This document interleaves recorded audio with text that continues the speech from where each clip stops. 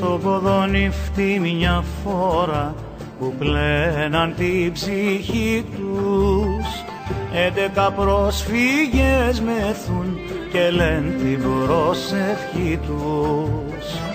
Από την πόλη έφυγαν τη Σμύρνη την Κριμαία, άφησαν σπίτια πίσω τους, παππούδες και αρχαία.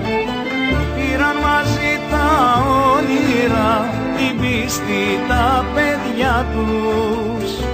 Πήραν και τη Βυζαντίνη, την πρώτη φορεσιά τους.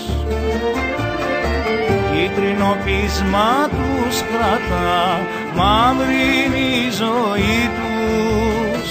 Φανέλα με δικέφαλο, ο πόθος της ψυχής τους.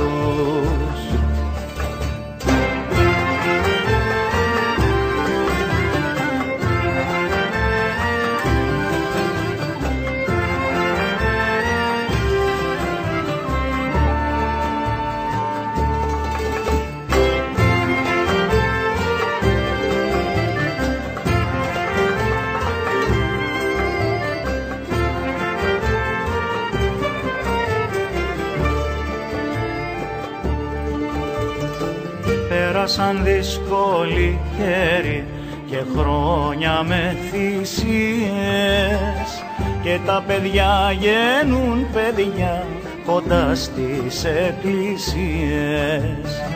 Μα του δικεφάλου η καρδιά στο στήθος από κάτω, της Κυριακής τ' απόγευμα κάνει για αυτούς Σαββάτο. Πήραν μαζί τα όνειρα, την πίστη, τα παιδιά τους. Πήραν και τη Βυζαντίνη, την πρώτη φορεσιά τους. Κίτρινο πείσμα τους κρατά, μαύρη είναι η ζωή τους. Φανέλα με δικέφαλο, ο πόθος της ψυχής τους. Πήραν μαζί τα όνειρα, την πίστη, τα παιδιά τους. Πήραν και τη Βυζαντίνη, την πρώτη φορεσιά τους.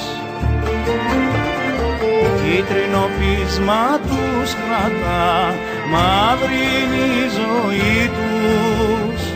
Φανέλα με δικέφαλο, ο πόθος της ψυχής του.